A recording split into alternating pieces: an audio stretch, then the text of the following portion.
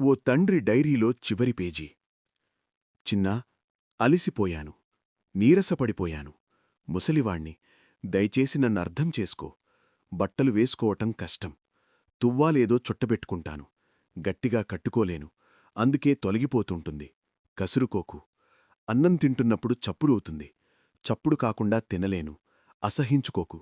నీ చిన్నతనంలో నువ్వు కూడా ఇంతే, గుర్తు తెచ్చుకోరా.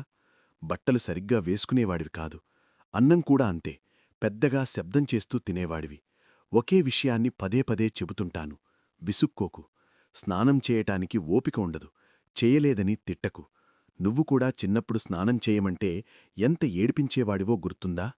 తినాలని లేనప్పుడు తినలేను, విసుక్కోకు.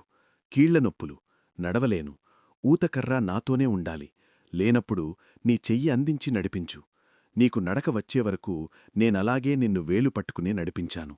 అందుకనేమో ముసలివాళ్లు పసివాళ్లతో సమానం అంటారనుకుంటా.